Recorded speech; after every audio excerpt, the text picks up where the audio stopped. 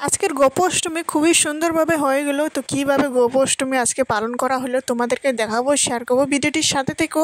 তো এই যে রান্না বান্না করে রেখে যাব একবারে, কেননা দুপুরবেলা রান্না একেবারে 3টার দিকে বিকাল দিকে বের হতে হবে। আজ গোপাষ্টমী করা হবে।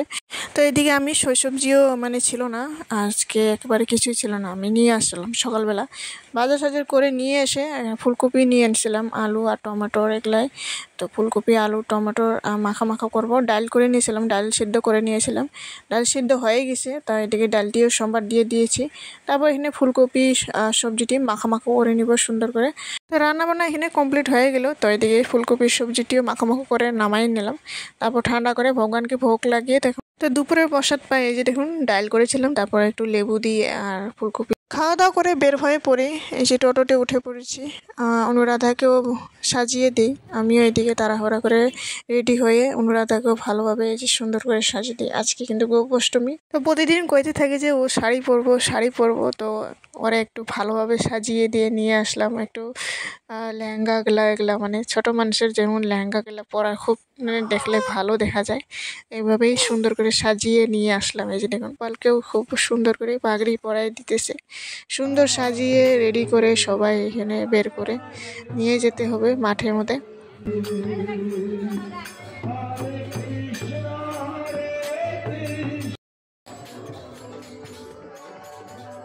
তো এইগুলা দল হলো গোসাইগাঁও নাট মন্দিরের, তার দীনবন্ধু আশ্রমের। সুন্দর করে বলরাম আর কৃষ্ণকে সুন্দর করে নিয়ে এই যে পরিক্রমা করতেই আছে তারা। তো আমরাও এদিকে বের হয়ে পড়বো। তো চলো।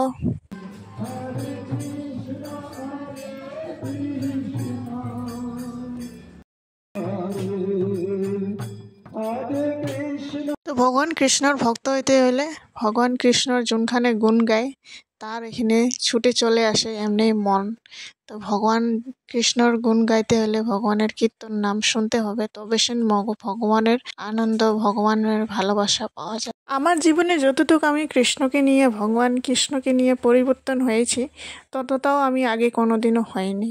তো যত তোমার সামনে যত নেগেটিভ মানুষ থাকে সব তোমার দূরে সরিয়ে দেয়, আর যত তোমার ভালো যদি সঙ্গ করতে হয় সেটা হলো ভগবানের নাম কীর্তন, ভগবানের কথা ছাড়া আর কোনোটাই তোমার ভালো লাগবে না। এটাই হলো ভগবানের কৃষ্ণের ভালোবাসা। সবাই এই যে নিজের ঘরের ঘরের গোপালগুলারে সবাই নিয়ে এসেছে মাঠের মধ্যে। তো আজ গোপাষ্টমী, তো গোপাষ্টমী এইভাবেই সবাই মাঠের মধ্যে নিয়ে এসে পালন করা হয়। প্রথমে গোপাল সোনাগুলারে আগে আরতি করা হয়, আচমন করা হয়, যার যত মন যতটুকু প্রসাদ দেওয়ার মন দেয়।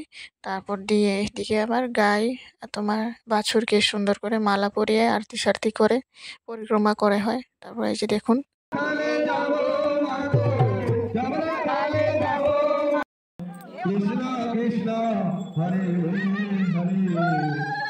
সবাই অল্প অল্প করে ফল সল একটু এই যে ঘাস টাস একটু খাওয়াই দিয়ে তারপর প্রণাম সনাম করে আমরা এখানে গোপাল সোনাকে আরেকবার আরতি করা হইতেছে। এই যে আরতি করে তারপর এখানে বাছুরকেও সুন্দর করে আরতি করে পরিক্রমা করে এই যে আজকের গোপাষ্টমী।